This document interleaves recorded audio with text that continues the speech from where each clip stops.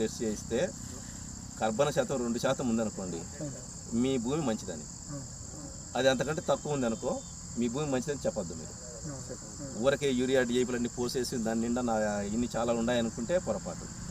ఏ రైతు పొలంలో అయితే, ఏ రైతు నేలలో అయితే కర్బన శాతం కనీసం 2 ఉంటుందో, 4 ఉంటే అద్భుతం. 4 ఉందంటే ఇంకా మీరు ఏ పైరేసినా అసలు తిరిగి ఉండదు దానికి, అంత మంచిగా పంటలు వస్తాయి. కానీ కనీసం 2 ఉండాలి, తగ్గకుండా చూసుకోవాలి.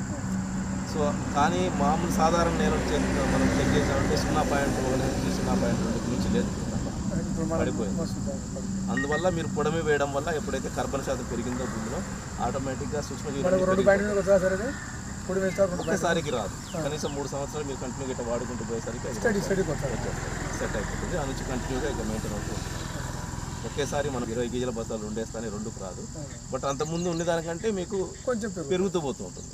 అట్లా 2 క్రాపులు 3 క్రాపులు వేసుకుంటే. అంతేకాకుండా ఇప్పుడు మీకు నేను అన్నపూర్ణ అగ్రి స్పేస్లో ఒక వీడియో చేశాను.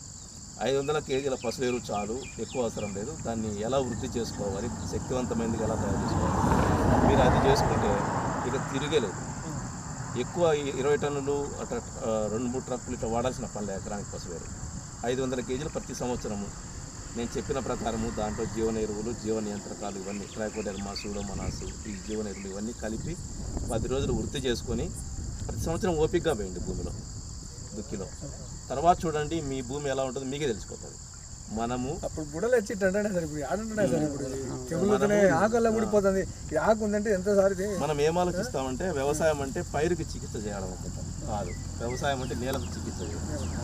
మనం నేలకు ముందే చికిత్స చేసి పెట్టుకుంటే తర్వాత ఏ పైరు వేసినా దానికి చికిత్స అవసరం లేదు, ఆటోమేటిక్గా సహజసిద్ధంగా అదే బతుకుతుంటుంది. మంచిగా ఏ రోగాలు దాన్ని తయారు చేయడం.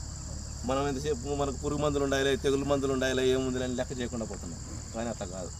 భూమికి చికిత్స చేయాలి అంటే నేను చెప్పినట్లు 500 కేజీల పశువుల ఎరువులో ఈ జీవన ఎరువులు, జీవ నియంత్రకాలు ఇవన్నీ వృద్ధి చేసుకొని వేయండి. మీకు రాను ఒక 3 సంవత్సరాల తర్వాత మీకు స్ప్రేయింగ్ అనేది అవసరం ఉండదు.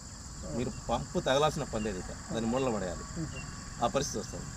ఆ ప్రకారం చేయండి. ప్రతి రైతు కూడా ఈ 500 కేజీల పశువుల ఎరువు సరిపోతుంది, దాంట్లో వృద్ధి చేసుకొని వేయండి.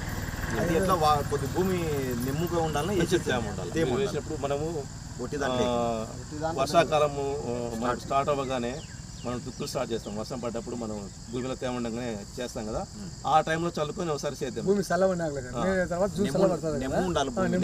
తేమ శాతం అనేది ఉండాలన్నమాట. ఎందుకంటే అది పోయేసరికి అది బలి బతకాలంటే దానికి తేమ శాతం ఉండాలి. ఎండు నేలలో వేయకూడదు ఎప్పుడే కానీ.